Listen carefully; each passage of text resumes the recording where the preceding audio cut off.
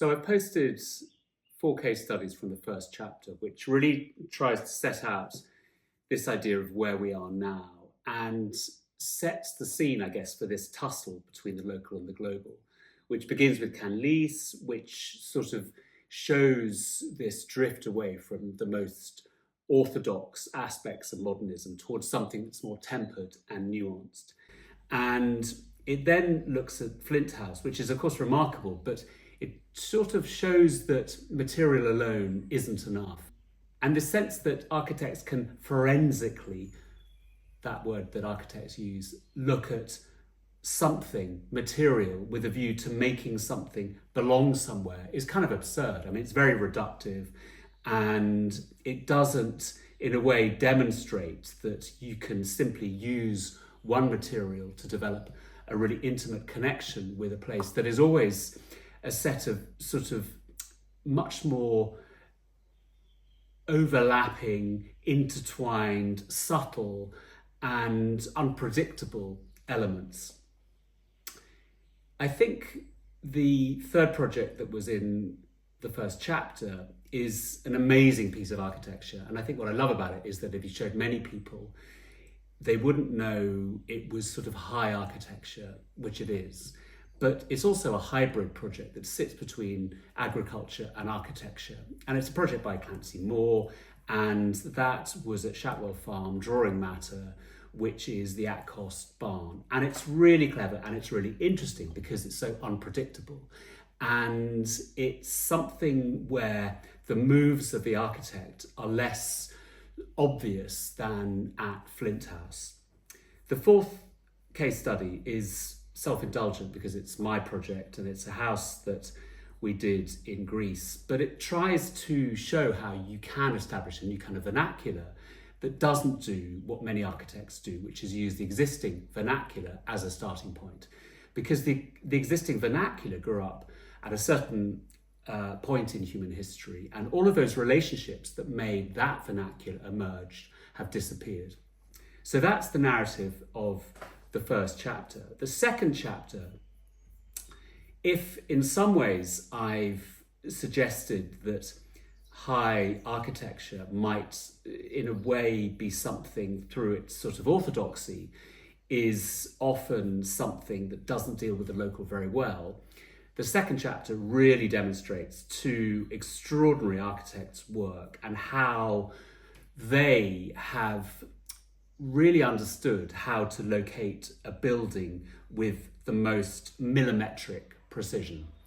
And the 2 architects that chapter 2 deals with, which is called An Architecture of Local Adaptation, are Murcutt and Gianni Botsford, both of whom I know and whose work I know very well, and I've written about both their work before. But Glenn's work is extraordinary because it is so absolutely connected to its place, not through any romance about a presumed culture. It doesn't try and be Australian. He resists any sense that it is culturally Australian, because of course, again, that's absurd. But just through looking at the facts of a place, the sunlight, the geology, the geography, the local ecosystems, the wind patterns, the weather patterns, whatever, there is this exact relationship with somewhere that is so sort of sophisticated, so layered in so many ways, his work, which is what I like about it, and what I've liked about it for about 35 years, since I first came across it when I lived in Sydney in the very early 90s. And Glenn's work is enduringly interesting, actually, just in terms of how it manages to speak of somewhere in a way that has a kind of astonishing sort of originality and yet familiarity. And I think that's why it's, well, partly why it's so interesting. The second architect, Gianni, is extraordinary. I mean, he studied with John Fraser at the Architectural Association in the early 90s, and he developed a way to look at sunlight, to look at light in a place and use that 3-dimensional mapping of the way that light works in a place, not through its phenomenology, through the facts of what light is doing, managed to use that to make an architecture of what he calls local adaptation. So this sense that if you just look at a place, you can discover a certain set of relationships that you can then programmatically respond to. And I think what I like about Gianni's work is that every project is absolutely distinct and drawn out of the circumstances of a place without any concern what it means culturally. And he's worked all over the world, in the Bahamas, in Costa Rica, in the UK, wherever. And each of his projects is, in a way, each project moves on, in a way, expectations about what belonging and what local means, what local adaptation really, really means.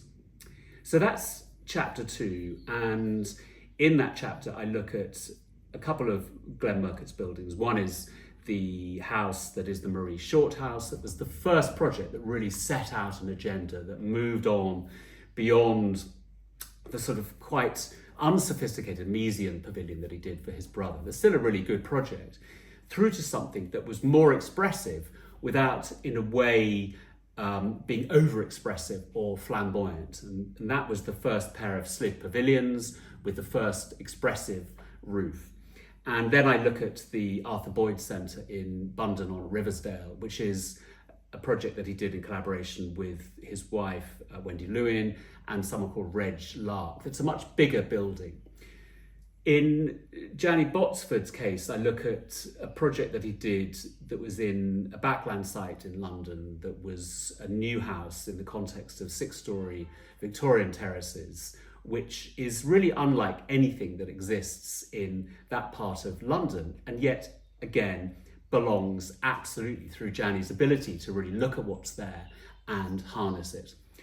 The other project is a project that Gianni did for his father in Costa Rica called Casa Quique, that is a pair of pavilions that are up off the ground that are both skewed to be self-shading and also to harness local winds, and absolutely tuned to that place without any romance, without any sense that they're trying to express anything culturally. And what I really like is they're not trying to do that. There's no phenomenology, there's no sort of cultural story, which in some ways is confusing and I would argue irrelevant, because culturally, what do things mean? It's always a shifting target. So those two architects just look at what's there and use it in the most interesting and beguiling of manners.